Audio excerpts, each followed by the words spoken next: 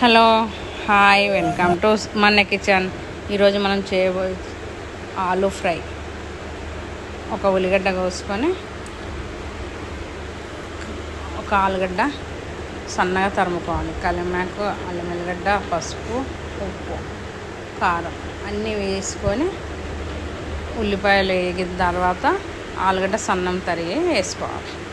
వేగిన తర్వాత ఉప్పు, పసుపు, కారం అన్నీ వేసి కొంచెం మగ్గనివ్వాలి. మగ్గిన తర్వాత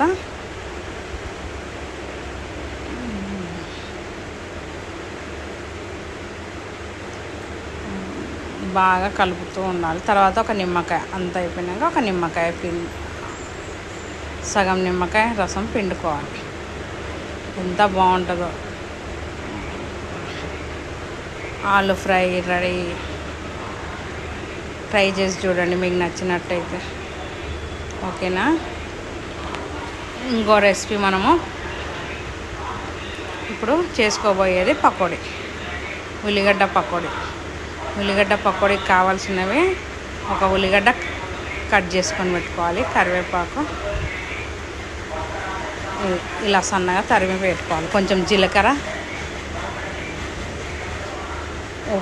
కరివేపాకు, ఉప్పు, పసుపు, అల్లం వెల్లిగడ్డ, కొంచెం శనగపిండి, కొంచెం బియ్యం పిండి కూడా వేసి కొంచెం ఆయిల్ వేసి కలుపుకోవాలి. బాగా కలిపిన తర్వాత ఆయిల్ వేడెక్కేలోపు మనం ఇది కలుపుకోవాలి. రుచికి సరిపడా ఉప్పు వేసుకొని కొంచెం ఇలా వేయించుకోవాలి. నూనెలో వేసుకోవాలి. వేసిన తర్వాత ఇలా వేగుతూ ఉంటాయి.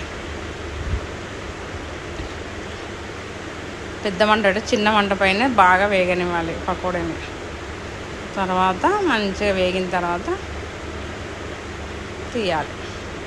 ఇలా వస్తే కరకరలాడే పకోడీ రెడీ. ఎంత బాగుంటుందో.